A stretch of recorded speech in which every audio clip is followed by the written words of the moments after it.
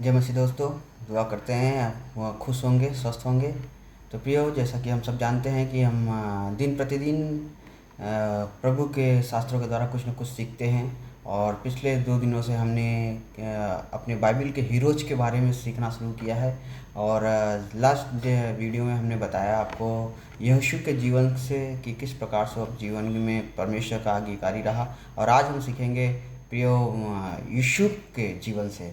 यीशु अपने जीवन में हमेशा परमेश्वर के प्रति वफादार और धर्मी रहा है और बुद्धिमान विवेकशील भी रहा है।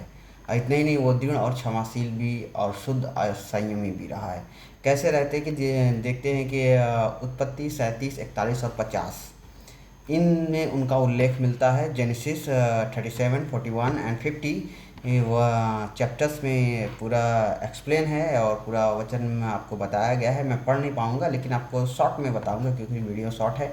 और सबसे पहले हम बताएंगे कि अपने जीवन में किस प्रकार से वो परमेश्वर के प्रति कठिनाइयों के में भी के बावजूद भी वो खड़े रहे, दृढ़ रहे। क्योंकि उनके भाइयों ने जब उनको बेच दिया था कि लोगों के हाथ से, तो उस समय भी वो बहुत सताव सह रहे थे, लेकिन वो हमेशा दृढ़ता के साथ परमेश्वर के सामने खड़े रहे हैं। और साथ ही साथ बुद्धिमान कहें तो किस प्रकार से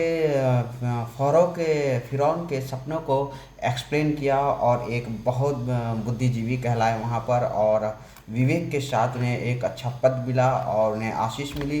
और इतने नहीं, भाइयों ने उनके साथ विश्वासघात किया था, फिर भी उन्होंने क्षमा किया अपने जीवन में। और अंतिम के समय में, अकाल के समयों में परमेश्वर के द्वारा उन्हें बचाया भी, उन्हें अनाज और अन्न भी प्रोवाइड कराई है। और साथ ही साथ अगर हम देखें, संयम की बात करें, शुद्धता की बात करें, तो उन्होंने पोतीफर की पत्नी का विरोध करते हुए अपने आप को पवित्र ठहराया है। ऐसा हमारा यूसुफ रहा है और उनके जीवन में परमेश्वर का बहुत काम रहा है। और साथ ही साथ हम देखें कि ईश्वर की कृपा उनके हमारे ऊपर हमेशा बढ़ी रही है। उनके बुद्धि के द्वारा उन्होंने किस प्रकार से अच्छे दिनों में अनाज, अच्छे 7 सालों में अनाज इकट्ठा किए। और अकाल के 7 सालों में उन्होंने परमेश्वर के लोगों को और साथ ही साथ अपने परिवार के लोगों को भी राशन और अनाज, अन्न वितरित कर उन्हें सेफ और बचाया है। और इतना ही नहीं, हम देखा जाए तो यूसुफ ने अपने भाइयों से बहुत दुख उठाया और परमेश्वर ने उसे हमेशा कभी नहीं छोड़ा। यूसुफ ने हमेशा अपने जीवन में दुख उठाया है भाइयों के द्वारा।